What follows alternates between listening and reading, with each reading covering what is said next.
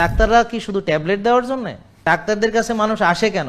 হয় রোগ মুক্ত হওয়ার জন্য ভাই আসে, ওষুধ মুক্ত হওয়ার জন্য আসে। আপনারা ডাক্তাররা যদি আমার কথা বিশ্বাস না করেন, আপনার প্রতিটা রোগীকে জিজ্ঞেস করেন যে আচ্ছা ভাই আপনি যে আমাকে দেখাইতে আসছেন কি ওষুধ খাইতে আসছেন? কয় না, আমি কি জন্য আসছি? চিকিৎসা করতে আসছি যেন আমার রোগটা ভালো হইয়া যায়। কি বলেন, ঠিক না? কিন্তু ওনারা কেন জানি ধরেই নিছে বিশ্বাস যে আমার কাছে ওষুধ খাইতে আসছে, তো এই জন্য তারা ওষুধ খাওয়ায়। এবং আপনাদেরও হাসতেছেন, আপনারা কিরকম জানেন?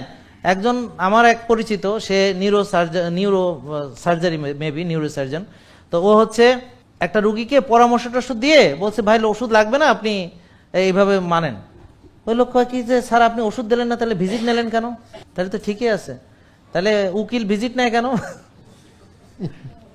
ও তো ওষুধ দেয় না। তো যাই হোক, কথা হলো আপনাদের মানসিকতা তো এমনই। ডাক্তার ওষুধ দিল না, ভিজিট রেখে দিল, বলেন না আপনারা? কি খারাপ ডাক্তার, একটা ওষুধও লেখে নাই, হ্যাঁ, আর টাকাগুলো নিয়ে নিছে। তার মানে আপনাদের কি এরকম মানে মন মানসিকতা না নাকি? হ্যাঁ, তো এই জন্য আপনারা শুধু শুধু এত ইয়ে করেন না।